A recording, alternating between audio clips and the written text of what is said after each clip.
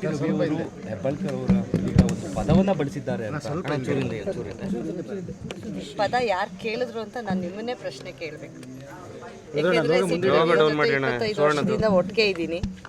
So ಹಾಗಾಗಿ ಹೆಣ್ಮಕ್ಳನ್ನ ಎಷ್ಟು ಚೆನ್ನಾಗಿ ಟ್ರೀಟ್ ಮಾಡ್ತಾರೆ ಅಂತಂತಂದರೆ ನಾನು ಹತ್ರದಿಂದ ನೋಡಿದ್ದೀನಿ. ಅವ್ರು ಆ ಪದ ಬಳಸಿದ್ದಾರೆ ಅಂತಂದರೆ ರಾತ್ರಿ ನಮ್ಮನೆ ಮುಂದೆ ಇಷ್ಟೊಂದು ಹೆಣ್ಮಕ್ಳು ಬಂದು ಇರ್ತಿರ್ಲಿಲ್ಲ. ಬೆಳಗ್ಗೆ ರಾತ್ರಿ ಅಂತ ಲೆಕ್ಕಿಸ್ದಲ್ಲೇ ಇಷ್ಟೊಂದು ಹೆಣ್ಮಕ್ಳು ನಮ್ಮನೆಗೆ ಬರ್ತಿರ್ಲಿಲ್ಲ. ಸೊ ಅವ್ರು ಒಂದು ಒಳ್ಳೆ ಸಂಸ್ಕಾರದಿಂದ RSS ಬ್ಯಾಕ್ಗ್ರೌಂಡಿಂದ ಬಂದಿರೋದು. ಸೊ ಅವ್ರ ಬಾಯಲ್ಲಿ ಇಂಥ ಶಬ್ದ ಬಂದಿರೋದು ನಮಗೆ ನಂಬೋಕ್ಕಾಗಲ್ಲ. ಹೆಂಗೆ ಬಿಂಬಿಸ್ತಾರೆ ಅಂದರೆ ಏನು ಬೇಕಾದ್ರೂ ಮಾಡ್ತಾರೆ, ಯಾಕೆಂದರೆ ಸರ್ಕಾರ ಅವ್ರದ್ದು ಇರೋದ್ರಿಂದ.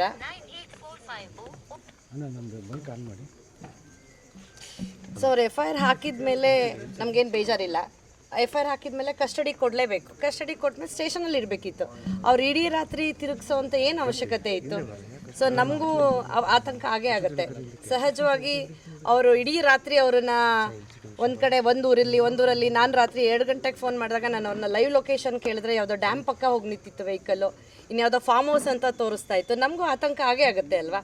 ಒಬ್ಬ ಜನಪ್ರತಿನಿಧಿನ ಸರ್ಕಾರ ಹೆಂಗೆ ಬೇಕಾದರೂ ಟ್ರೀಟ್ ಮಾಡುತ್ತೆ ಅಂದಾಗ ಇನ್ನು ಸಾಮಾನ್ಯ ಪ್ರಜೆಗಳನ್ನು ಹೆಂಗೆ ಸರ್ಕಾರ ನೋಡ್ಕೊಳುತ್ತೆ ಅನ್ನೋದೇ ಒಂದು ಆಶ್ಚರ್ಯ ಆಗುತ್ತೆ.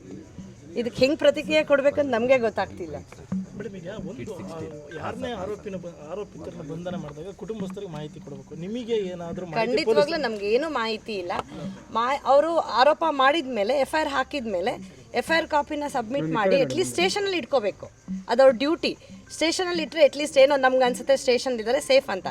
ಅವರು ನಾವು ಮನೆಗೆ ಕಳಿಸ್ತೀವಿ, ಸೇಫಾಗಿ ಎಲ್ಲೋ ತಲುಪಿಸ್ತೀವಿ ಅಂತೇಳಿ ಇಡೀ ರಾತ್ರಿ ಸುತ್ತಿಸಿದ್ದಾರೆ ಅಂದರೆ ಇದಕ್ಕೆ ನಾವು ಯಾರನ್ನ ನ್ಯಾಯ ಕೇಳಬೇಕು?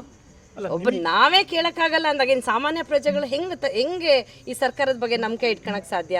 ನಾನು ಕೇಳ್ತಿರೋದು ನಿಮಗೆ ಪೊಲೀಸ್ ಅಧಿಕಾರಿಗಳು ಯಾವುದೇ ಇನ್ಫಾರ್ಮೇಶನ್ ನಮಗಿಲ್ಲ.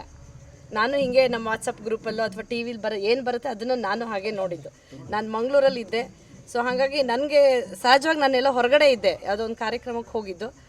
ಅಲ್ಲಿ ನೋಡಿದ್ರೆ ಎಲ್ಲರೂ ಕೇಳ್ತಿರ್ಬೇಕು. ನನಗೆ ಆಶ್ಚರ್ಯ ಏನಾಗ್ತಿದೆ ಅಂತ ನನಗೆ ಗೊತ್ತಾಗಲ್ಲ. ನಮ್ಮನೇಲಿ ಫೋನು ಸಿಗ್ತಾ ಇರಲಿಲ್ಲ. ಸೊ ನನಗೆ ಎಷ್ಟು ಆತಂಕ ಅಂತಂದರೆ ಸಹಜವಾಗಿ ಅವ್ರು ಏನು ಹೇಳಿದ್ದಾರೆ ಅಂತ ಅದಕ್ಕೆ ಅವ್ರು ಕೌಂಟ್ರ್ ಕೊಟ್ಕೊಂಡು ಅದಕ್ಕೆ ಅವ್ರು ಮಾಡಬೇಕು. ಅಲ್ಲಿ ಉತ್ತರ ಕರ್ನಾಟಕದಲ್ಲೇ ಅವ್ರದ್ದೇ ಅಧಿಕಾರ ಇದೆ. ಸಹಜ ಎಷ್ಟು ದಬ್ಬಳಿಕೆ ಮಾಡ್ತಾರೆ, ಇಲ್ಲ ಅಂತಲ್ಲ. ಒಬ್ಬ ಸಾಮಾನ್ಯ ಪ್ರಜೆನ ಹೆಂಗೆ ಸರ್ಕಾರ ನಡೆಸ್ಕೊಳುತ್ತೆ ಅನ್ನೋಕ್ಕೆ ಒಬ್ಬ ಜನಪ್ರತಿನಿಧಿನೇ ಇದು ಮಾಡೋಕ್ಕಾಗಿಲ್ಲ. ಅವ್ರಿಗೆ ಇನ್ನು ಸಾಮಾನ್ಯದವ್ರನ್ನ ಹೆಂಗೆ ನಡೆಸ್ಕೊಳುತ್ತೆ ಅನ್ನೋದೇ ಭಯ ಆಗುತ್ತೆ. ಅವ್ರೇನು ಹೇಳಿಲ್ಲ. ನಾನು ಅವ್ರು ಕೇಳಿದೆ. ಅವ್ರಿಗೆಲ್ಲ ಪಿಕ್ಚರ್ಸ್ ನೋಡ್ತಾ ಇದ್ನಲ್ಲ, ತಲೆಯಲ್ಲಿ ಸ್ವಲ್ಪ ರಕ್ತ ಬ್ಲೀಡ್ ಆಗಿತ್ತು. ಸೊ ಅದಕ್ಕೆ ನಿಮಗೆ ಅದು ಟ್ರೀಟ್ಮೆಂಟ್ ತೊಗೊಳ್ಳಿ ಅಂತ ಹೇಳಿದೆ. ಸೊ ಇಲ್ಲ, ಇವಾಗ ದಾವಣಗೆರೆ IBಲೆಲ್ಲ ಇದ್ದೀರಿ. ನನಗೆ ಅಶೋಕ್ ಅಣ್ಣನೂ ಮಾತಾಡಿದ್ರು, ಆಮೇಲೆ ನಮ್ಮ ರಾಜ್ಯಾಧ್ಯಕ್ಷರು ನನ್ನ ಜೊತೆ ಮಾತಾಡಿದ್ರು. ನಾವೆಲ್ಲ ಇದ್ದೀವಿ ಅಕ್ಕ ಅಂತ ಧೈರ್ಯ ತುಂಬಿದ್ರು. ತುಂಬ ಖುಷಿ ಆಯಿತು. ಸೊ ನಮಗೇನು ಸಮಾಧಾನ ಅಂದರೆ ಎಲ್ಲರೂ ಅವ್ರ ಜೊತೆ ಇದ್ದರು. ನಮ್ಮೆಲ್ಲ ಹಿರಿಯ ನಾಯಕರುಗಳು ಇದ್ದರು, ಪಕ್ಷದ ಕಾರ್ಯಕರ್ತರುಗಳಿದ್ದರು. ಹೆಚ್ಚಾಗಿ ಎಲ್ಲದಕ್ಕಿಂತ ಹೆಚ್ಚು ಏನು ಅಂತಂದರೆ ನಮ್ಮನೆಗೆ ಸಹಜವಾಗಿ ಎಲ್ಲರೂ ಬರ್ತಾರೆ. ಕಾರ್ಯಕರ್ತರು ಅಂದರೆ ನಮಗೊಂದು ಶಕ್ತಿನೇ. ಅದು ನಮ್ಮ ಚಿಕ್ಕಮಂಗ್ಳೂರಲ್ಲಿ ಕಾರ್ಯಕರ್ತರೇ ನಮಗೊಂದು ದೊಡ್ಡ ಶಕ್ತಿ. ಯಾರಿದ್ದಾರೋ ಬಿಡ್ತಾರೆ. ಈಗ ನಾನು ಇಡೀ ದಿನ ಇರಲಿಲ್ಲ ನಿನ್ನೆ. ಸೊ ನನ್ನ ಮಗನ ಜೊತೆ ಅದೇ ಹೇಳ್ತಮ್ಮ, ಎಲ್ಲರೂ ಬಂದು ಕೇಳ್ತಾ ಇದ್ದಾರೆ ನಿನ್ನನ್ನು. ಇಡೀ ಟೀಮ್ ಬಂದಿದೆ ಅಮ್ಮ, ಕವಿತಾ ಆಂಟಿ ಬಂದಿದ್ದಾರೆ, ಅವ್ರು ಬಂದಿದ್ದಾರೆ, ಎಲ್ಲರನ್ನೂ ಕೇಳ್ತಿತ್ತು. ಸೊ ನಾನು ಹೇಳಿದೆ, ಪಾಪು ನಮ್ಮ ಮನೆಗೆ ಎಲ್ಲರೂ ಬಂದೇ ಬರ್ತಾರೆ ಖಂಡಿತ. ಏಕೆಂದರೆ ಪಪ್ಪ ಆ ಪ್ರೀತಿ ವಿಶ್ವಾಸ ಇಟ್ಕೊಂಡಿದ್ದಾರೆ.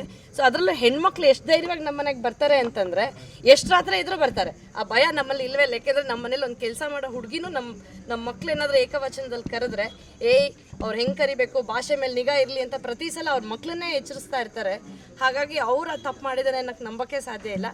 ಸೊ ಯಾರಿಗೆ ಏನು ಅಪಾರ್ಥ ಮಾಡ್ಕೊಳ್ಳೋದು ತುಂಬ ಸುಲಭ. ಯಾರ ಬಗ್ಗೆನಾದರೂ ಏನಾದರೂ ಅವರೇ ಊಹಿಸ್ಕೊಂಡು ಮಾತಾಡೋದು ತುಂಬ ಸುಲಭ. ಸೊ ನೇರ ಕೂತು ಅವರೇ ಮಾತಾಡ್ಬೋದಿತ್ತಲ್ವ. ಅದನ್ನ ಇಷ್ಟೊಂದು ಆತಂಕಕ್ಕೆ ತೊಗೊಂಡು ಹೋಗಿ ಒಂದು ವಿಚಿತ್ರವಾಗಿ ಒಂದು ಪರಿಸ್ಥಿತಿನ ನಿರ್ಮಾಣ ಮಾಡಿದ್ದು ನಿಜವಾಗ್ಲೂ ಈ ಸರ್ಕಾರದ ಬಗ್ಗೆ ಯಾರಿಗೂ ಗೌರವ ಇಲ್ದಂಗೆ ಆಯಿತು ಬಿಡಿ. ಮತ್ತೆ ಹಣೆಲೆಲ್ಲ ತುಂಬಾ ಬ್ಲೀಡ್ ಆಯ್ತು ಅದನ್ನೆಲ್ಲ ತಾವು ನೋಡಿದಾಗ ಏನು? ನಾವು ಅದನ್ನೇ ಮಾಧ್ಯಮದಲ್ಲೇ ನೋಡಿದಲ್ಲ. ನೀವೇನು ತೋರಿಸಿದ್ರಿ ಅದನ್ನು ನಾವು ನೋಡಿದ್ವಿ.